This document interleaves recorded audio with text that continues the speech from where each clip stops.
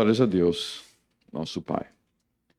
Então nós vamos agora para Mateus capítulo 23. Nós vamos continuar nossa série de mensagens Rei dos Reis, exposições do Evangelho de Mateus. Nós vamos para Mateus 23, nós vamos para o oitavo e último ai. O oitavo e último ai. Enchendo a medida da iniquidade. Enchendo a medida da iniquidade.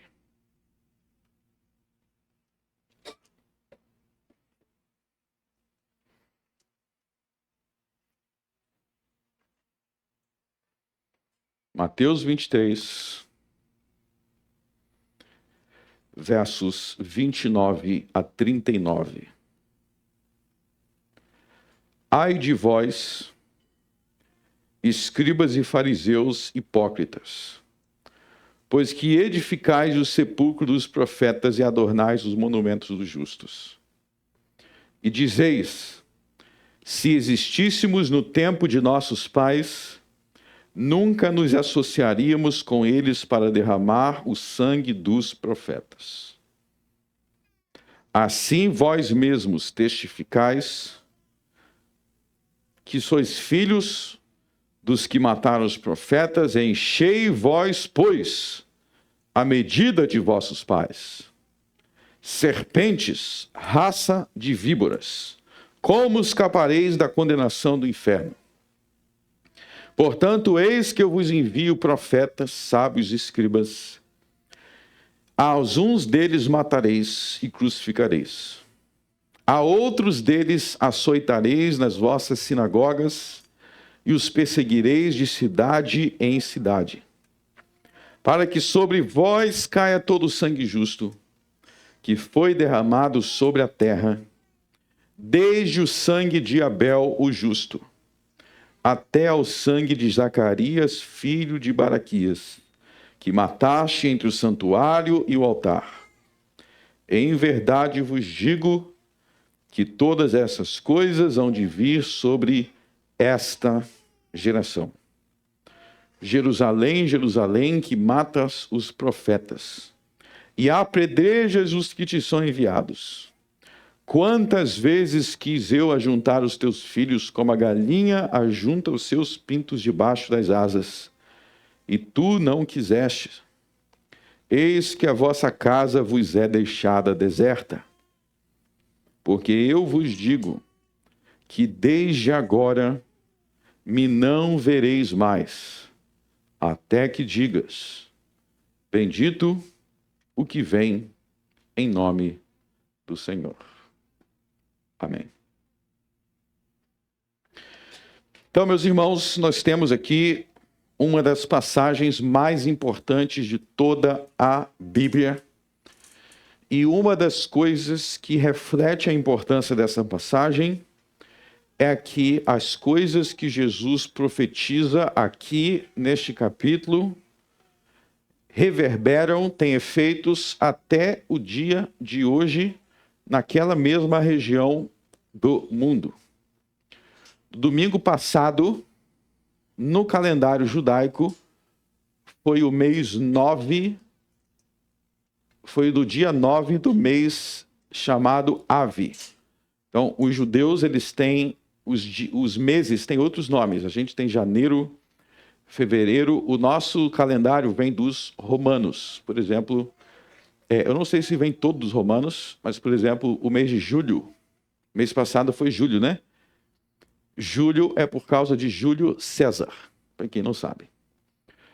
Mas os judeus, eles usam outro calendário, e na semana do domingo passado foi dia 9 do mês de Avi. E neste dia deste mês, milhares e milhares e milhares de judeus se reuniram em Jerusalém no domingo passado. Eles se reuniram no Muro das Lamentações para pedir duas coisas para Deus. Foi uma reunião de milhares de judeus para se lamentar no Muro das Lamentações e para pedir uma coisa para Deus. Pelo que eles estavam se lamentando lá, milhares de judeus? Porque neste dia, no mês de Avi, dia 9, aconteceu duas vezes a mesma coisa. Tem duas vezes que aconteceu a mesma coisa. lá no tempo de Jeremias, foi destruído o templo de Jerusalém. Então, se você ler lá Jeremias, Crônicas, foi destruída a cidade de Jerusalém e foi destruído o templo de Jerusalém. Em que dia o templo de Jerusalém foi destruído na época de Jeremias? No dia 9 do mês de Ave. E depois esse templo foi reconstruído lá no livro de Esdras, né, nessa época de Esdras, de Neemias, de Esther, essa época aí foi reconstruído. A gente até perguntou aqui, por que Mardoqueu, Esther e esse povo todo não estavam em Israel? Era nessa época aí. Foi reconstruído. E quando que o templo foi destruído de novo? No dia 9 do mês Ave. Então, as duas destruições do templo aconteceram no mesmo dia. Será que Deus está dando um recado com isso? Não é coincidência. Deus está marcando que foi ele que destruiu. Por isso que é sempre o mesmo dia. Aí na semana passada, estavam milhares de judeus lá, se lamentando por essa destruição que aconteceu 2 anos atrás, pedindo a Deus para reconstruir o templo e pedindo a Deus para ele mandar o Messias. Bom, tudo isso aí está atrasado, né? Porque o Messias já veio, eles não creem no Messias, eles não creem em Jesus e ficam pedindo para Deus mandar outro Messias, porque esse não é bom o suficiente. Por isso que aquele lugar vive em guerra e vive no meio de confusão.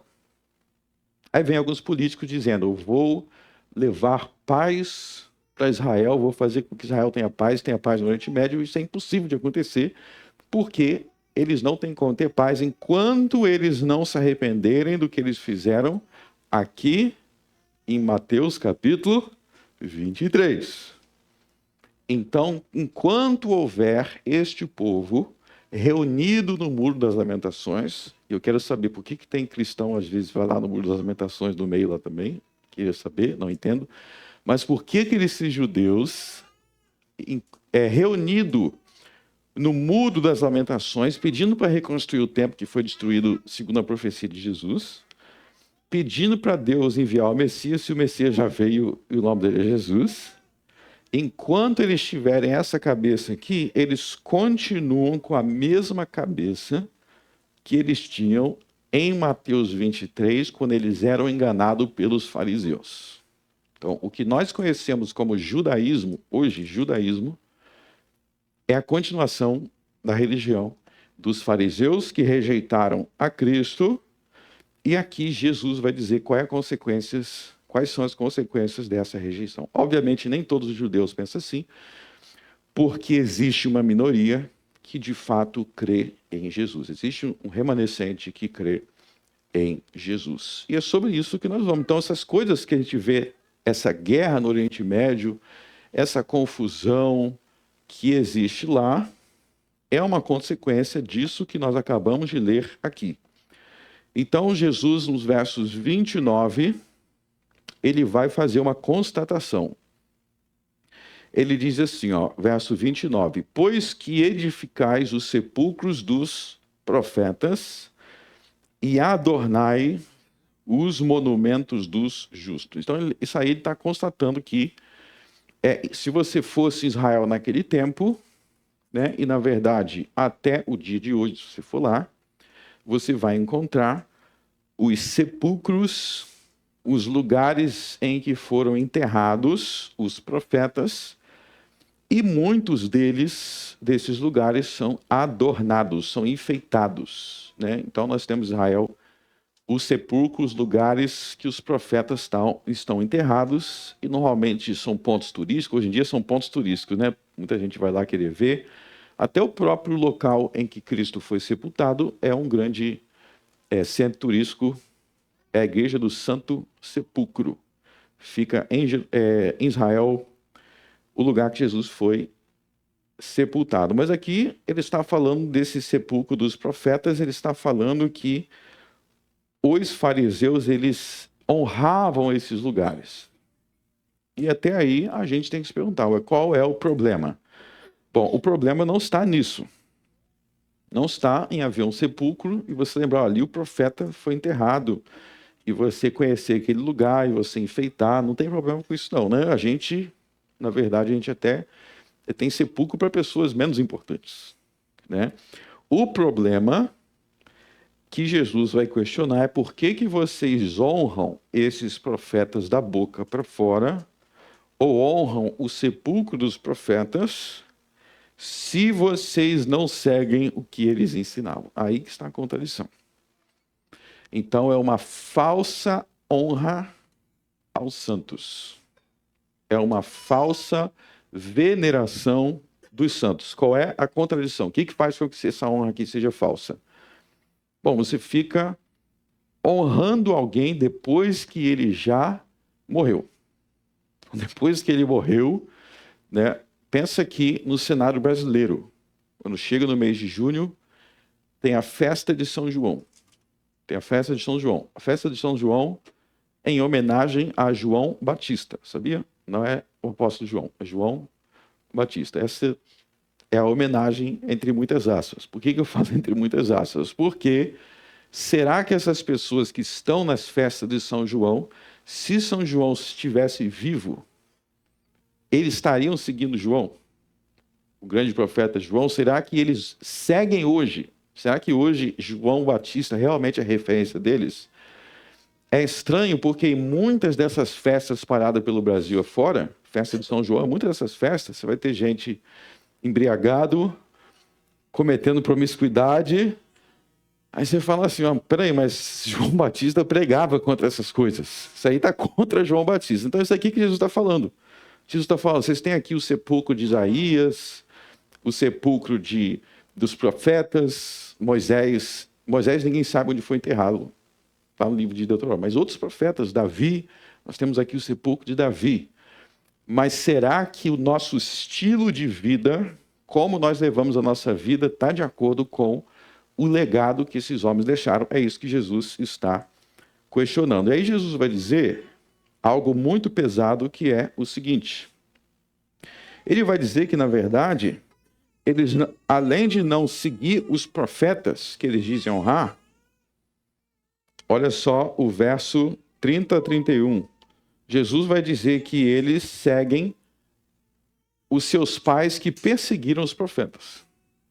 Então, eles não seguem os profetas, eles seguem quem perseguia os profetas. É isso que Jesus está falando, olha.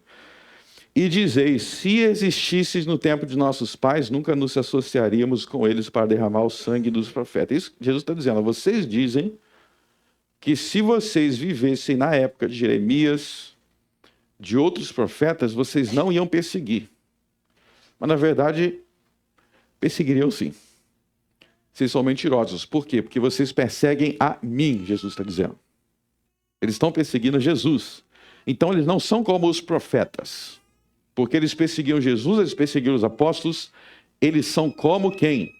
Os seus antepassados que perseguiam os profetas. Então, eles não dão continuidade à obra dos profetas, mas às obras dos seus perseguidores. Então, pais aí quer dizer antepassados. Aí eu quero falar uma coisa aqui sobre a ideia de honrar os santos. Honrar os santos, ok? Então, a Bíblia, isso aqui é muito importante. A Bíblia nos ensina a honrar os santos, ok? Nós devemos honrar os santos. E aí nós precisamos definir o que é honra, o que é santo.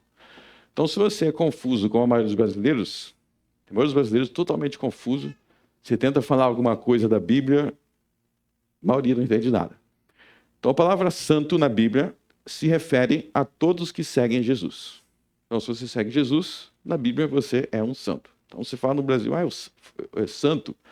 Mas imagina só alguém que está no céu, imagina uma estátua. Na Bíblia, todos os que seguem a Jesus são santos. Já falei sobre isso aqui várias vezes. Mas eu só quero reler 1 Coríntios capítulo 1. Vamos para 1 Coríntios capítulo 1.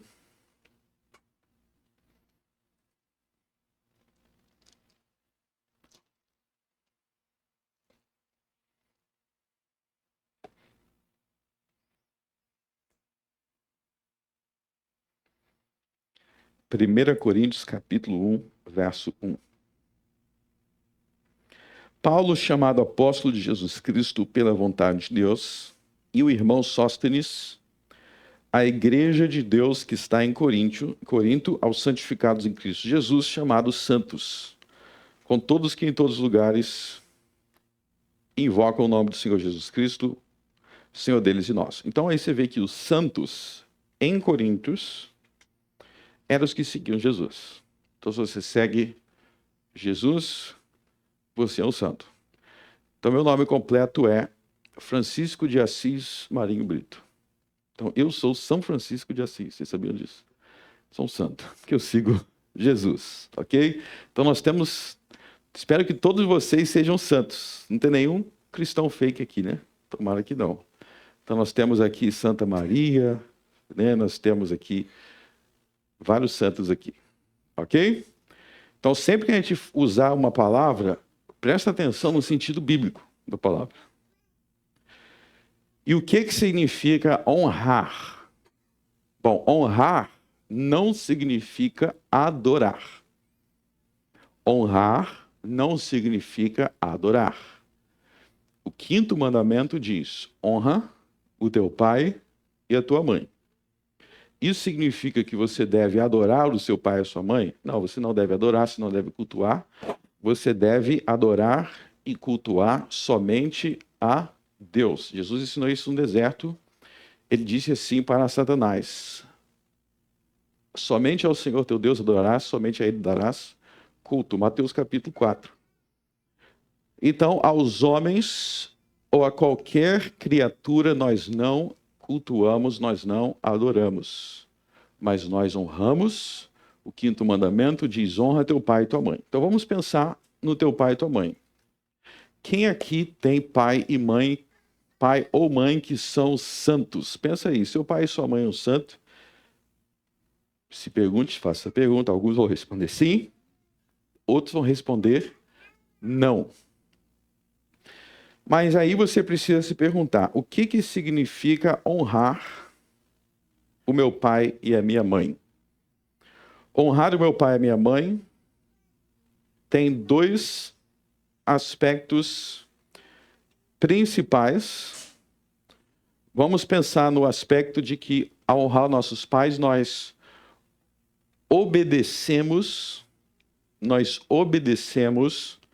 aos seus bons e corretos ensinamentos. Então, é um dos aspectos de honrar o pai e a mãe, né? Então, o livro de Provérbios fala muito sobre isso. Ouça a palavra do teu pai, ouça a palavra da tua mãe. Então, tudo que teu pai e tua mãe te ensinar de correto, você precisa ter um alto respeito por aquilo que ele está te ensinando. Você precisa dar ouvidos ao que ele está te dizendo. Então, isso faz parte de honrar. E também faz parte de honrar imitar o bom exemplo. Então, quando a gente imita o bom exemplo de alguém, a gente está honrando também aquela pessoa. Então, pensando aqui no 5º mandamento, né? Se a sua mãe era uma mulher muito firme na oração, muito firme na palavra de Deus, ela tinha uma firmeza de não corromper a fé dela. Ou se ela era muito trabalhadora, ou se ela não era preguiçosa, todas as virtudes dela você vai colocar como modelo, todas as virtudes do seu pai. Você vai pensar no seu pai e pensar: o que ele tinha de bom? Tudo que ele tinha de bom eu quero imitar. Então isso faz parte da honra. Então a honra vai ter dar ouvidos de forma séria, de forma pensar no que aquela pessoa está me dizendo, o que o meu pai e minha mãe estão me ensinando de valioso, o que eu posso pegar de valioso, de importante aí, e o que essa pessoa me deixou de exemplo, de legado para eu seguir. Então, isso são aspectos da honra. Tem outros aspectos também, né? A forma de eu falar com a pessoa, a forma de eu falar da pessoa, né? Então, sempre que você vai falar dos seus pais, você fala com seus pais de forma respeitosa e você fala deles de forma respeitosa. Então, tudo isso é honra, ok? Tudo isso é honra. Agora, o que não é, eu espero que os seus filhos te honrem muito e que você dê muitas razões para eles te honrarem. O nosso catecismo ele fala algo interessante sobre a gente, em outras palavras que eu vou explicar aqui, não está exatamente essas palavras, mas outras palavras a gente pode dificultar os nossos filhos de nos honrar, ou a gente pode facilitar. Como assim dificultar o trabalho deles?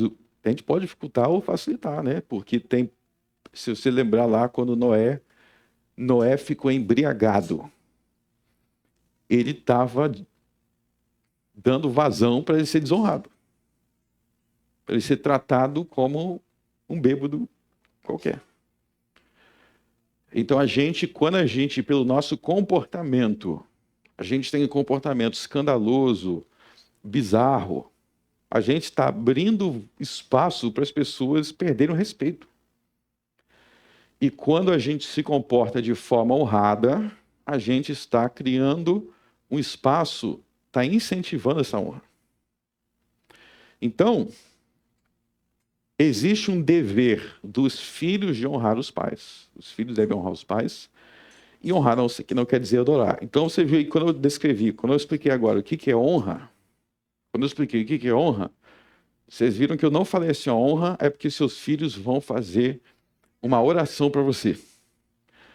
Ou seus filhos vão se ajoelhar perante você e dizer assim, ó, me salve, meu Salvador e meu Senhor da minha vida. Não é isso que eu falei, não é isso? Então, honrar, por que eu não falei que seus filhos vão fazer oração para você? E nem eu falei que eles vão se ajoelhar, beijar teus pés e dizer, você meu Salvador, você meu santificador, você é o absoluto, Deus absoluto. Eu não falei isso, porque isso não é honrar, isso é adorar. Ok? Então vamos lá. A Bíblia ensina que nós devemos honrar os santos. É isso que Jesus está dizendo aí a vocês. Nesse capítulo, vocês não honraram os profetas. Vocês não honram os profetas de verdade. O que seria isso, honrar os profetas de verdade?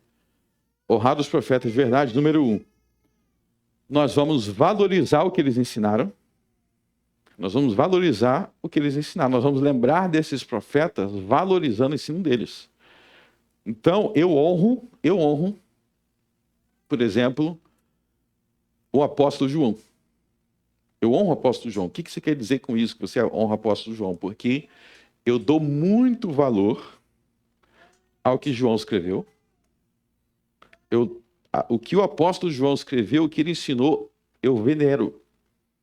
Eu venero o apóstolo, aquilo que o apóstolo João trouxe como ensinamento.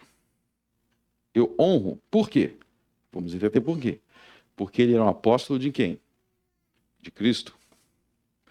Cristo enviou João. Então, quando eu vou ler o que João escreveu, eu tenho que ler com muito respeito. Por aquele ensinamento, porque ele é um enviado de Cristo. Em menor escala, é assim na sua casa.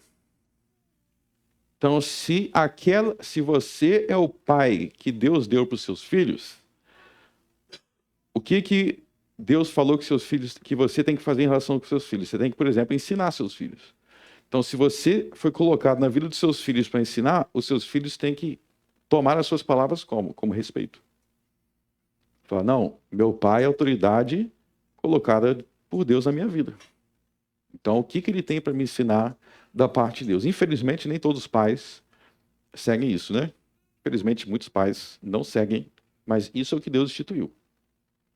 Se as pessoas não vão seguir, aí a gente tem que ver o que a gente faz com quem não segue, mas isso é o que Deus instituiu. Então, se eu vou ler a primeira carta de João, como é que eu tenho que ler a primeira carta de João? Esse aqui é mais um qualquer um, é um velho que escreveu. É um qualquer um que escreveu, sua opinião não. Não. Eu aproximo-me da primeira epístola de João, sabendo que João foi enviado por Deus para escrever sua palavra. Então eu tenho muito amor por João, porque ele foi instrumento por Deus. Eu tenho muito amor por Pedro. O que seria honrar a Pedro? Número 1, eu ouço os ensinamentos de Pedro. Número 2, tudo que Pedro tem de bom, de exemplo, eu quero ser parecido. Eu quero imitar os bons exemplos de Pedro. Então, Pedro foi um pregador do evangelho, ele amava Jesus. Eu quero ser parecido com Pedro no amor dele por Jesus. Então, isso é honrar as pessoas que Deus deu honra. Isso é honrar. Eu honro muito, sabe quem que eu honro também? José e Maria. José e Maria. Como é que a gente honra José? Então, José, um grande pai. Todos os pais que estão aqui agora, vocês têm que ter José como referência. Todas as mães, vocês têm que ter Maria como referência. De mãe, porque ela foi a mãe de Jesus.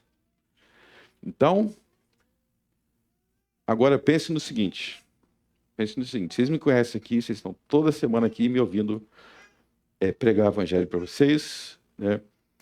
Aí vamos dizer que eu imagino que eu vou morrer assim com 127 anos, aí eu morro, tá?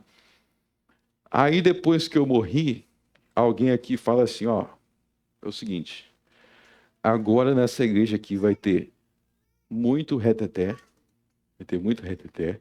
ok? Esse negócio de ficar pregando não é bom, tá? Esquece esse negócio de pregação. A pregação agora vai ser 10 minutos, né? Minutos de pregação, o resto vai ser reteté. E outra coisa aqui, ó, esse negócio de ficar cantando salmos é pro Velho Testamento, tá? Não tem nada a ver com Jesus, salmo não tem nada a ver com Jesus. E a gente vai fazer tudo isso para honrar o nosso falecido pastor São Francisco de Assis. Tá? A gente vai fazer isso para honrar ele. Eu espero que alguém se levante e fale assim, peraí, isso não tem nada a ver com honrar com ele, que vocês estão indo contra tudo que ele ensinava aqui. Então isso, vocês não estão honrando ele. Vocês pegaram o que ele fez e vocês colocaram o contrário. Então isso seria o quê? Seria uma falsa honra. É o que Jesus está dizendo aqui.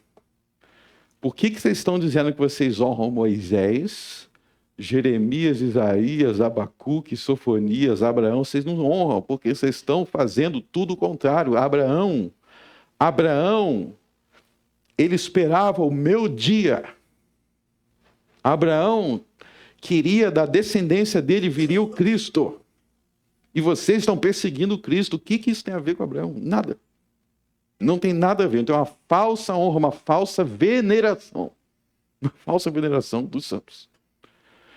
Vou fazer uma pergunta. Eu falei aqui de José e de Maria. Vocês refletem nessas coisas? Vocês refletem o quanto que esses homens, essas mulheres foram abençoados, José abençoado por ser o pai de Jesus, por adoção.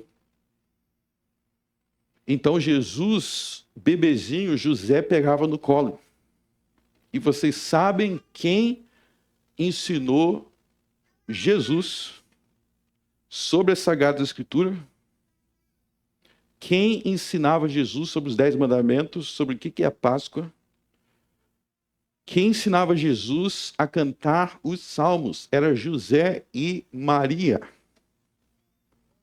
Maria pegava Jesus no colo e dava de mamar para Maria. Que pessoas honradas. Então, como é que eu imito, como é que eu honro Maria? Uma das maneiras de honrar Maria, se você é mãe, você tem que honrar Maria. Como é que eu vou honrar Maria? Eu vou fazer uma estátua dela e vou acender vela na frente da estátua. Você está desonrando, porque Maria ensinava a Jesus o segundo mandamento. Maria ensinava para Jesus o segundo mandamento, bebezinho. Jesus, o segundo mandamento ensina isso. E a gente contraria o segundo mandamento e diz que estamos honrando Maria. Você está vendo que isso é loucura? Isso não é honrar. Isso não é honrar. É igual o exemplo que eu dei aqui. Ó, nós vamos pregar 10 minutos, depois vai ter reteté e está honrando Frank Brito. Tem nada a ver isso com honrar. É a mesma coisa do seu pai e sua mãe dizer assim, ó, não use drogas. Você que aí, não use drogas. Aí você vai usar droga e fala, estou honrando meus pais. Não, teu pai está desonrando que seu pai falou para não usar droga. Maria e José ensinavam a Bíblia e os 10 mandamentos para Jesus. Então, você mãe, quando você estiver ensinando a lei de Deus para o seu filho pequeno, você pode pensar assim, eu estou seguindo o exemplo da bem-aventurada mãe do Senhor.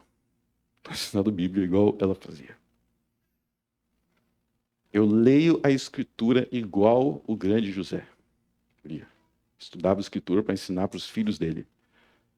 Ele criava seus filhos no temor do Senhor. Mateus 1 deixa claro que José era um homem muito justo. É dito lá em Mateus. E quando eu sou justo, eu estou honrando a memória dos santos. Então isso é honrar. Então você vê que isso é um dever cristão.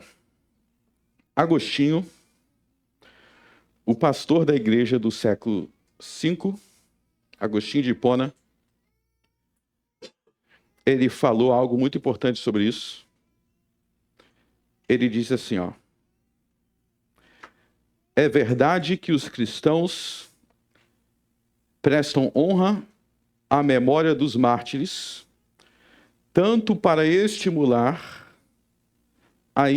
para nos estimular a imitá-los, quanto para obter uma participação nas suas virtudes.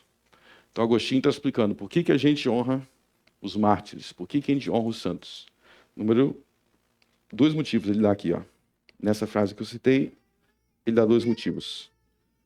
Para nos estimular a imitá-los. Então, eu quero ser parecido com José, eu quero ser parecido com Isaías, eu quero ser parecido com Maria Madalena, eu quero ser parecido com essas pessoas, porque eles eram parecidos com Cristo. Paulo falou que sede meus imitadores, como eu sou de Cristo. E o segundo motivo, ele vai falar para ser um participante das suas virtudes. Então você vai ver que cada pessoa, cada cristão em particular, esses grandes homens, essas grandes mulheres da história de Deus, eles tinham virtudes específicas.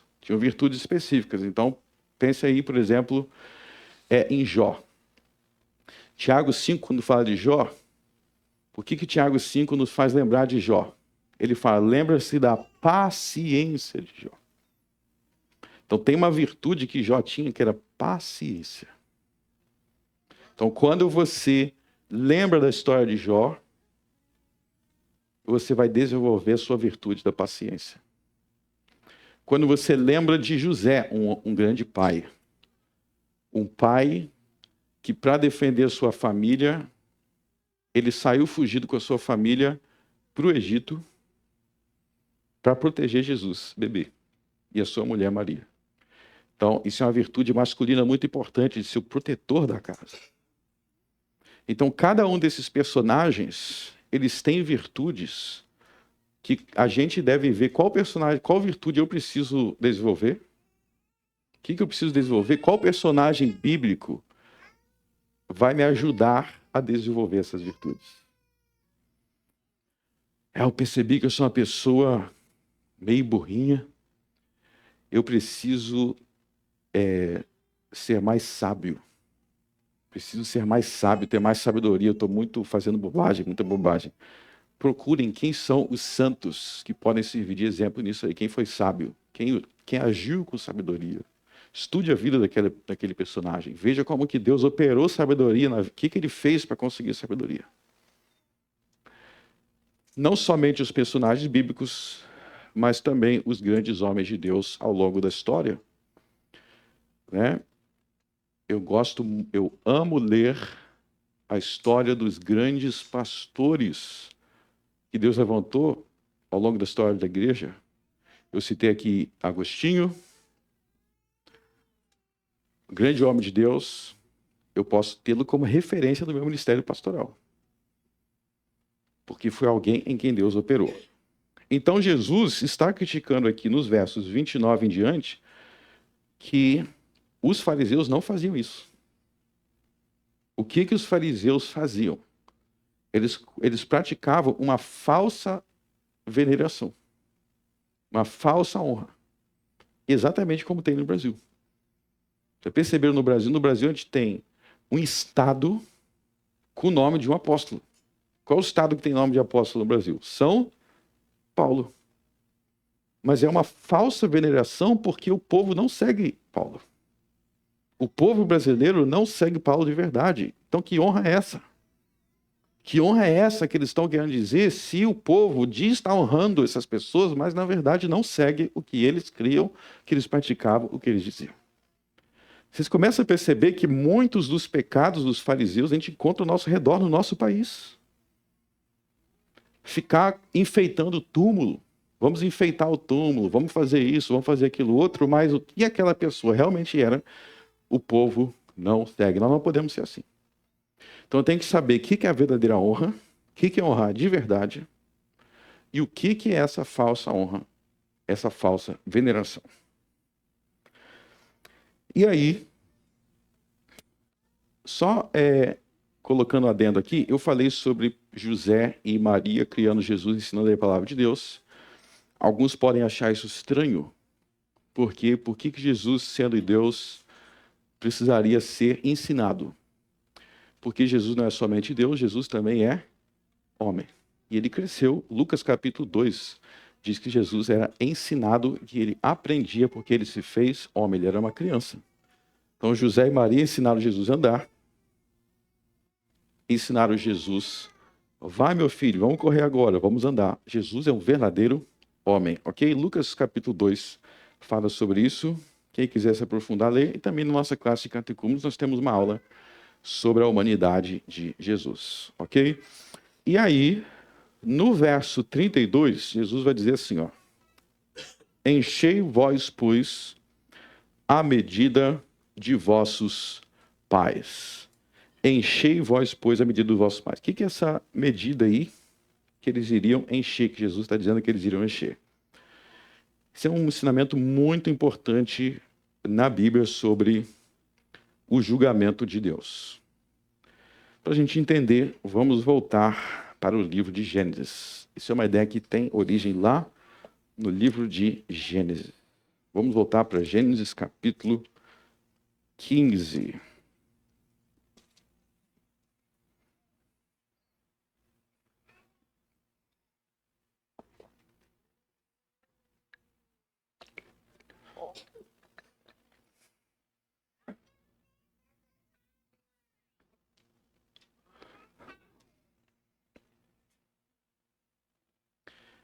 Então, em Gênesis capítulo 15,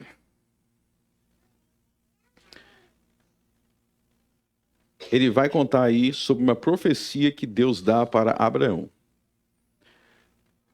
Vamos ler no verso 6. E creu ele no Senhor e imputou-lhe isto por justiça. Disse-lhe mais: eu sou o Senhor que te tirei de Ur dos caldeus, para dar-te a ti esta terra, para herdá-la. E disse ele: Senhor Deus, como saberei que hei de herdá-la?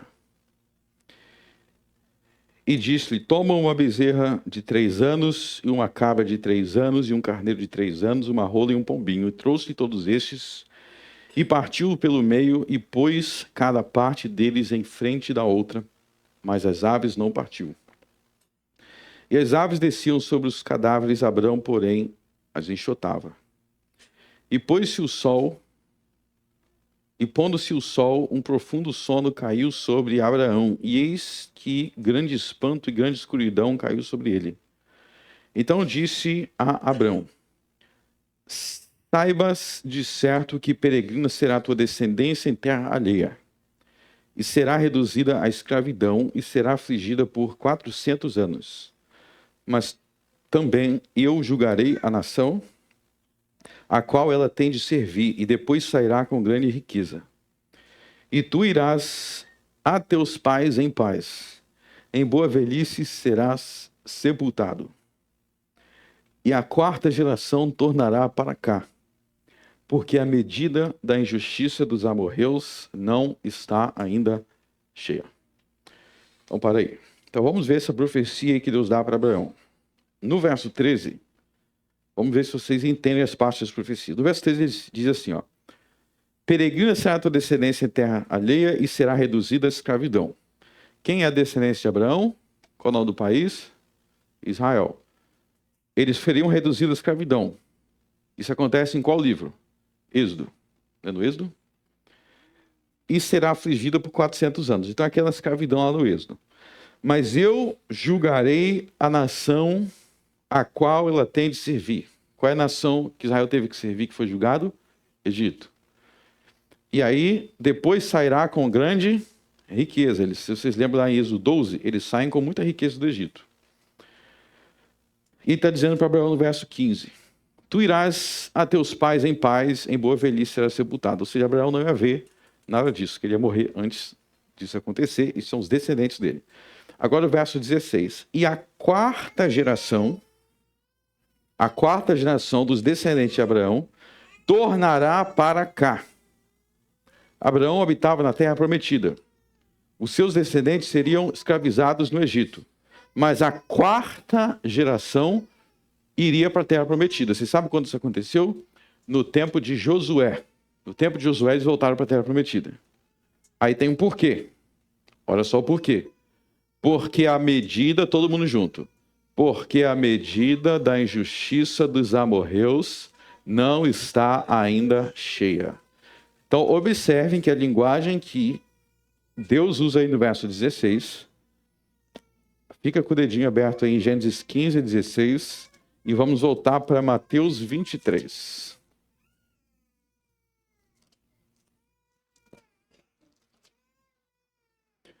Mateus 23, verso 32. Todo mundo junto?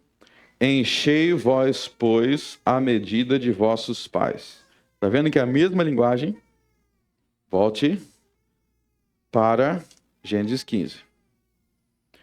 Então, o que é o sentido do verso 16? O verso 16 está explicando por que demoraria 4 gerações para o povo de Israel voltar para a terra prometida que Abraão já morava nesse tempo, que é a terra dos cananeus. Demoraria 4 gerações porque a medida da injustiça dos amorreus ainda não estava cheia. Ou seja, os amorreus, nesse tempo de Abraão, eles já eram um povo ruim. Um povo iníquo. Os amorreus moravam na terra prometida. Para Israel receber a terra prometida, os amorreus teriam que ser destruídos. Mas Deus está falando, eu não vou destruir eles agora, porque eles ainda não são tão ímpios assim. É necessário que a medida da injustiça deles, ou seja, que eles se tornem mais injustos para justificar eu destruí-los. Ou seja, está dizendo, para eu chegar ao ponto de varrer os amorreus do mapa, é necessário que eles estejam no nível muito profundo de injustiça. Se eles não tiverem, eu não vou destruí-los. Porque Deus julga de acordo com as obras. E vai demorar 4 gerações. Então Deus aqui na sua onisciência, ele já está anunciando. Os amorreus vão chegar num ponto que eu vou destruí-los, mas vai demorar 4 gerações, então eu não vou destruí-los agora. A medida da injustiça dos amorreus ainda não está cheia. Então pense em um copo. Ok? Então, essa água aqui é a injustiça. Aí vai cometendo mais maldade, vai enchendo, vai enchendo, vai enchendo, vai enchendo, vai enchendo. Chega uma hora que vai acontecer o que com a água? Ela vai transbordar. Então, o pecado é o seguinte, você vai pecando, vai pecando, vai pecando, vai pecando, chega uma hora que transborda o copo. É inclusive uma das linguagens que os profetas usam, a taça. A taça da ira do Senhor, que tem que ser derramada. Então, observe que existe aqui no verso 16 um acúmulo intergeracional de pecado. Volte para Mateus 23.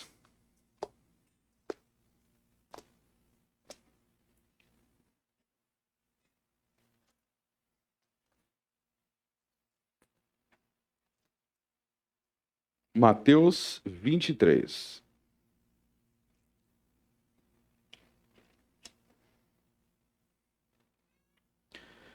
Então vamos acompanhar o raciocínio, verso 32. Enchei vós, pois, a medida de vossos pais, serpente e raça de víboras, como escapareis da condenação do inferno? Portanto, olha-se, portanto, eis que eu vos envio profetas, sábios e escribas. Então Jesus está dizendo, eu vou mandar para Jerusalém profetas, sábios e escribas.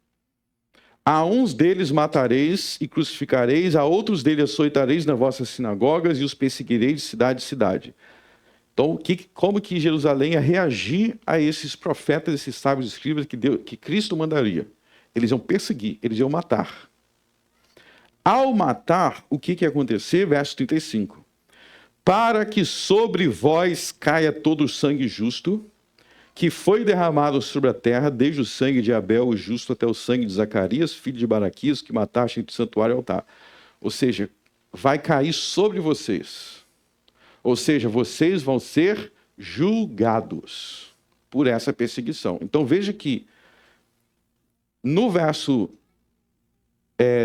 38, ele vai falar: eis que a vossa casa vos será deixada deserta, vocês vão ser destruídos, vocês vão ser julgados.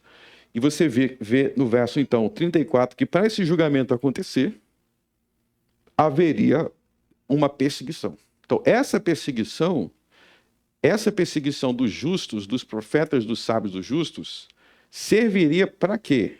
Verso 32, para encher a medida. Então, você vê que existe uma medida aí que vai ser cheia quando eles perseguissem os profetas e os sábios escribas que Cristo enviasse.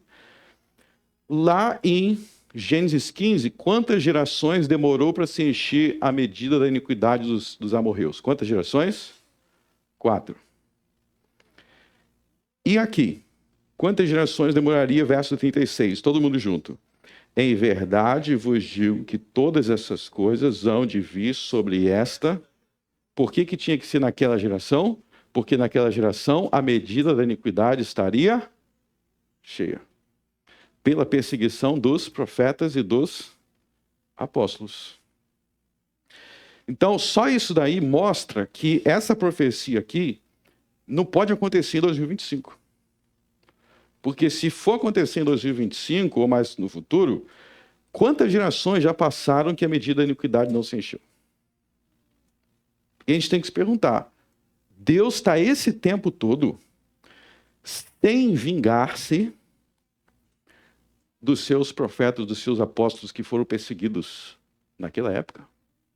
Então, aqui vocês vão perceber algo muito, muito importante, que é a mesma verdade que é ensinada no segundo mandamento, que é o seguinte. Existe um engano que o pecado pratica contra os homens, que é um instrumento muito forte de tentação. Deixa eu te falar um instrumento de tentação muito forte e que esse capítulo nos ensina a corrigir. Vamos dizer que você pecou hoje. Você cometeu um pecado hoje. Aí hoje você cometeu aquele pecado e não teve uma consequência muito pesada assim. Não teve consequência nenhuma. Você não sentiu nenhuma consequência para aquele pecado. Aí você pensa, ufa, tá tranquilo. Deus não julgou. Deus não castigou. Então amanhã eu vou repetir. Porque ontem Deus não julgou, então se eu fizer hoje, Deus não vai julgar. Aí você repete amanhã. Continua tranquilo. Aí você passa o mês e está tudo tranquilo. Você pensa, se Deus não julgou durante esse mês, então ele não vai julgar mais. Qual é o erro desse raciocínio? Você está ignorando que todas as vezes que você comete, a medida da iniquidade vai se enchendo. E pode ser que na terceira e na quarta seja transbordado o copo, que Deus desce a sua mão pesada sobre você.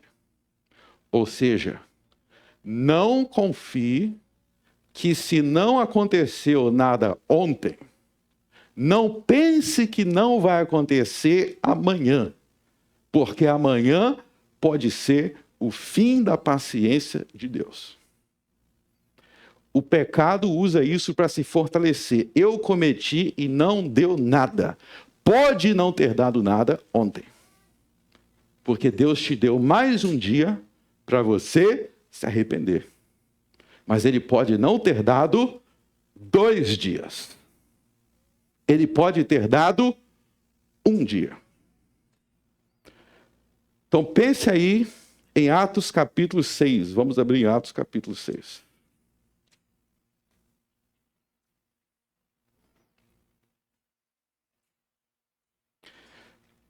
Atos capítulo 6.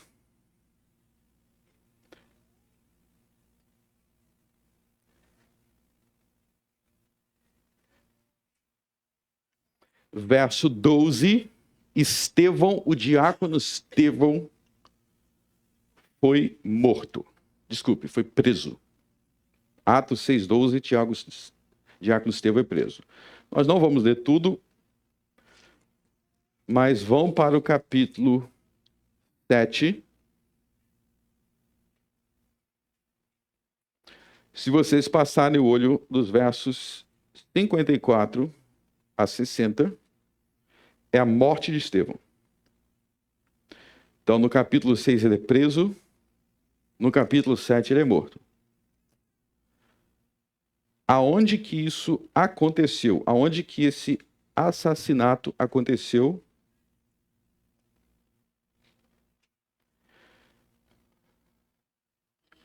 No contexto do santuário, do templo.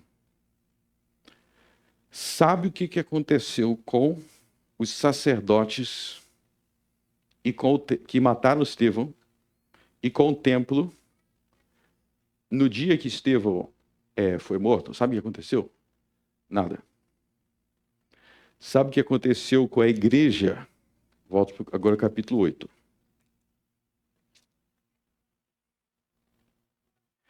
Capítulo 8, verso 1. E também Saulo consentiu na morte dele, morte de Estevão.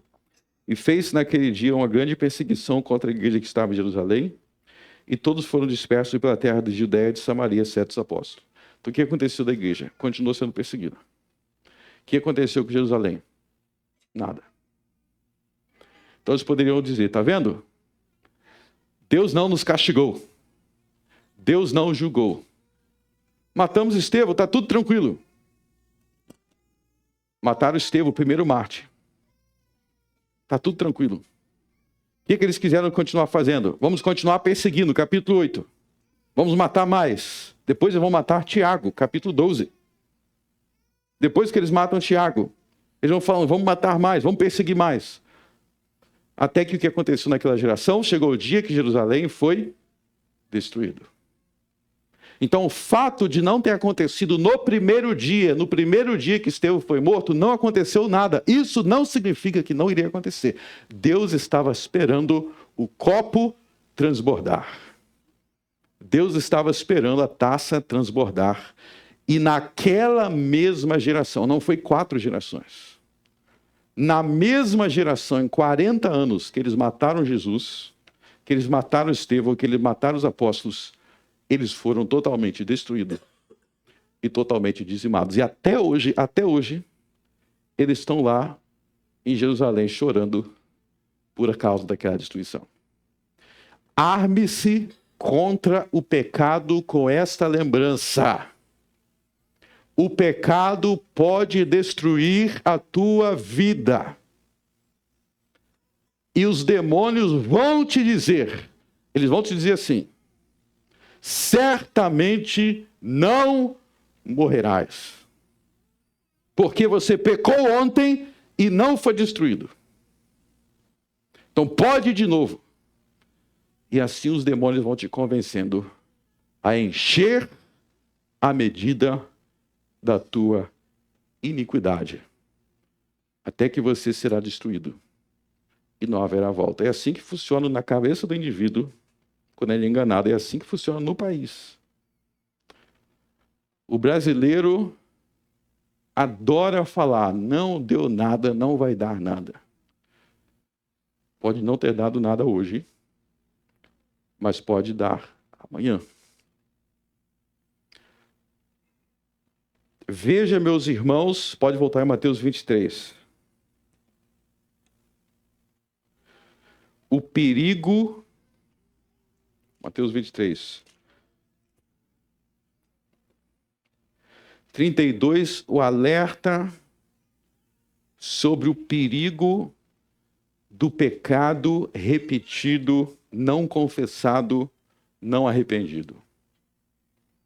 O perigo de insistir nos mesmos erros e nunca tratar, nunca confessar. Então Jesus está dizendo, vocês já perseguiam os antigos profetas. Vocês já perseguiam os antigos, vocês não honravam os santos. Vocês não honravam de verdade. Esses enfeites aí no sepulcro, tudo mentira, vocês não honram eles, vocês estão continuando esses pecados, vocês vão perseguir os meus profetas, os meus apóstolos. Até que chegará o dia que vocês serão destruídos. Então, esse texto aí, meus irmãos, é um convite urgente para vocês que têm pecados de estimação não resolvidos. Resolva eles hoje, resolva eles agora, faça hoje, confesse com Deus hoje. Amanhã pode ser muito tarde. Amanhã pode ser muito tarde. Deus é misericordioso, ele é paciente, mas ele não o é para sempre. Chegou um dia e o dia de Judas Iscariotes chegou. Judas Iscariotes é um grande exemplo disso. Judas Iscariotes, por 3 anos, sendo tesoureiro e roubando dinheiro da tesouraria de Cristo. Cristo, os apóstolos recebiam as ofertas, Judas Iscariotes roubava essas ofertas. Chegou, e eles... Aconteceu alguma coisa com Judas antes desse final de 3 anos? Não acontecia nada. Ele ia lá, ele roubava, ia dormir, estava tudo tranquilo. Roubava de novo. Até que ele falou: rapaz, não acontece nada comigo, né? Até que o dia dele chegou. E até hoje ele é lembrado como Judas. Ninguém nem bota o nome do filho, né? É o nome de vergonha. Eternamente o nome de vergonha. O dia, Hebreus 4 diz, o dia do arrependimento é hoje. Se hoje ouvires a sua voz, não endurecerás os vossos corações. Não endureça. Vocês lembram de Israel no deserto? Eles começaram a murmurar pouco tempo depois que eles saíram do Egito. Eles começaram a murmurar. Primeira vez que eles murmuraram, Deus não deixou de dar pão e água para eles. Aí depois eles murmuravam de novo. E Deus continuava dando pão e água. E murmurava de novo. Depois de 2 anos, mais de 2 anos murmurando, Deus falou: hoje é a última vez que eu ouvi os murmúrios. Porque vocês não vão entrar na terra prometida. Vocês vão ficar no deserto 40 anos. Mas Deus demorou mais de 2 anos para dar essa sentença. Ele estava murmurando desde o começo. Chegou um dia, o que se encheu? A medida da iniquidade. A paciência de Deus se esgotou. Eu quero chamar a atenção para um detalhe no verso 34. Portanto, eis que eu vos envio profetas, sábios e escribas. Sábios e escribas aí, ele está se referindo aos apóstolos. Abra no texto paralelo de Lucas capítulo 11.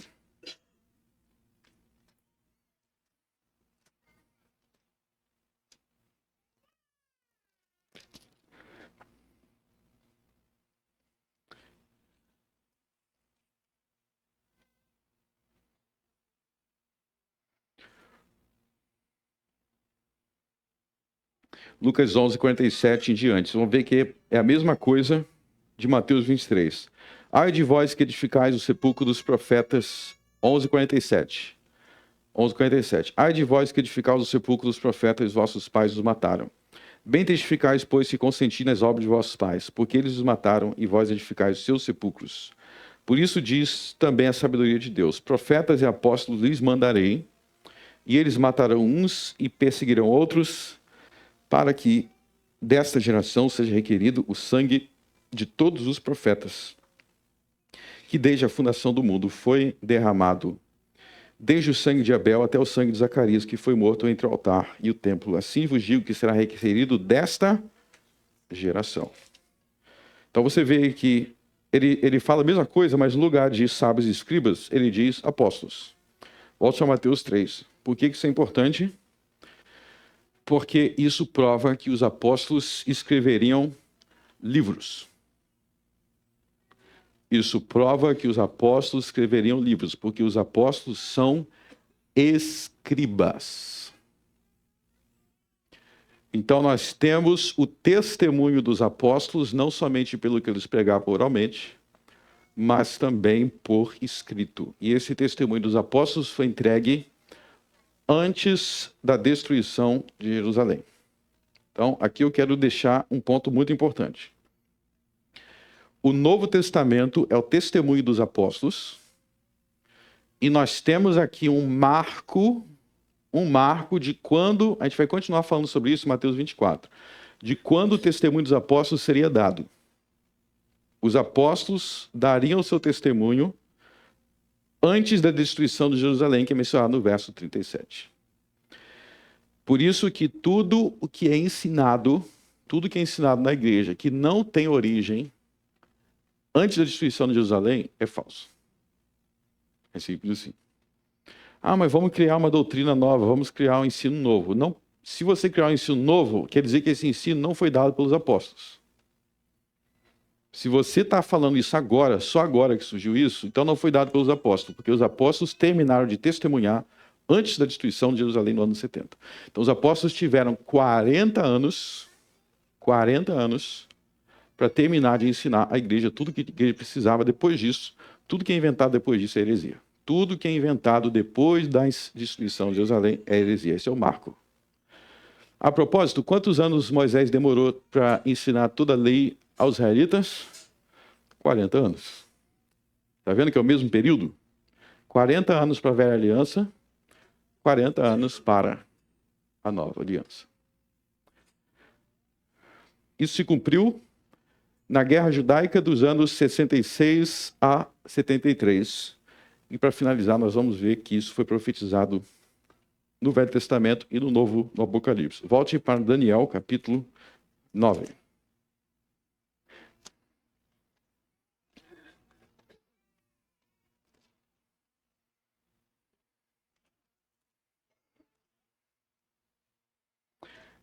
Daniel, capítulo 9. Daniel vem depois de Ezequiel.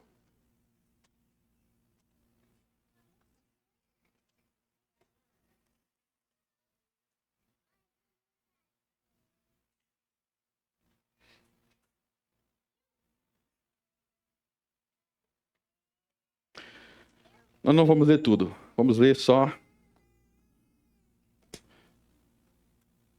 3 versos. Daniel 9, 24. 70 semanas estão determinadas sobre o teu povo, sobre a tua santa cidade, para cessar a transgressão, para dar fim aos pecados, para expiar a iniquidade, trazer justiça eterna, será a visão, a profecia, para ungir o Santíssimo. Sabe, entende desde a saída da ordem para restaurar e para edificar Jerusalém, até o Messias o príncipe haverá 7 semanas e 62 semanas. As ruas e os muros se reedificarão, mas em tempos angustiosos. Então, quando que Jerusalém e o templo, quando que Jerusalém foi restaurado depois do profeta Daniel? Está lá no livro de Neemias. Livro de Neemias, né? Aí haveria aquele período até a vinda do Messias. O Messias é Jesus. Eu vou te dar a prova agora que o Messias é Jesus. Uma das evidências. Verso 26. E depois das 62 semanas será cortado o Messias, mas não para si mesmo.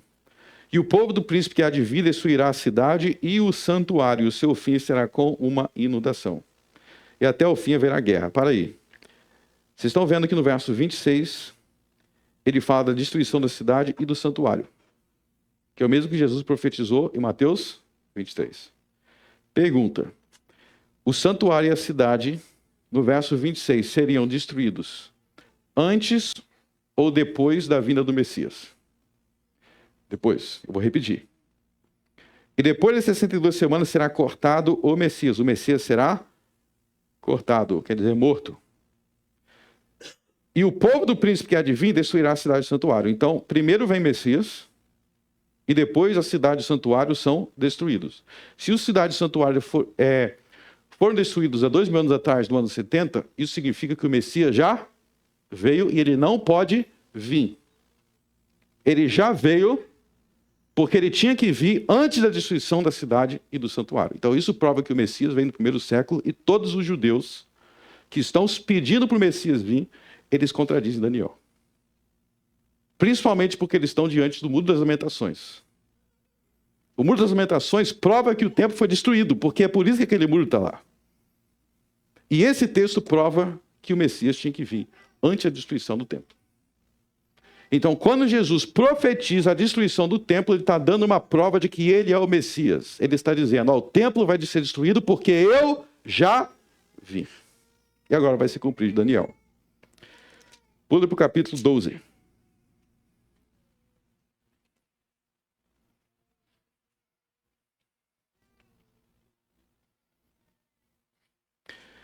Ele vai continuar falando sobre isso no capítulo 12, verso 11. E desde o tempo em que o sacrifício contínuo for tirado, aonde que o sacrifício era celebrado? No templo. Então está falando aqui que o sacrifício vai ser tirado. Por que o sacrifício vai ser tirado, segundo o próprio livro de Daniel? Porque o templo vai ser... Desde o tempo que o sacrifício contínuo for tirado e posto à abominação da desoladora, haverá 1290 dias. Sabe quanto tempo existiu entre a destruição do templo em que o sacrifício contínuo foi tirado até o fim da guerra? Até a guerra acabar? Sabe quanto tempo existiu? 1290 dias. É o tempo entre a remoção do sacrifício e o fim da guerra. Agora, pule para Apocalipse, capítulo 11. Vocês vão ver o mesmo que Daniel. Apocalipse 11.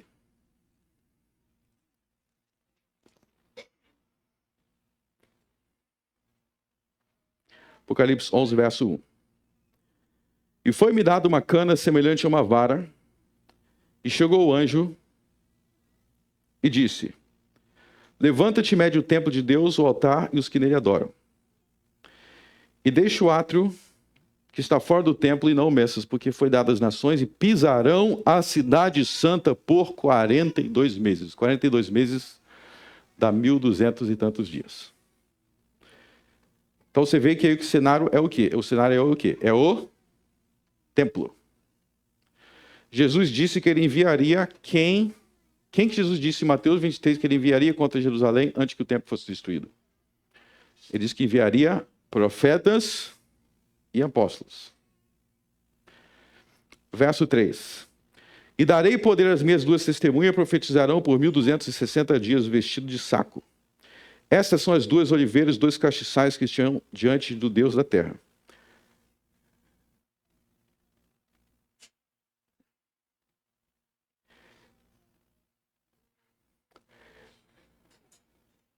Verso 6. Estes têm poder para fechar o céu para que não chova nos dias da sua profecia. E têm poder sobre as águas para convertê-los em sangue, para ferir a terra com toda sorte e praga, todas quantas vezes quiserem.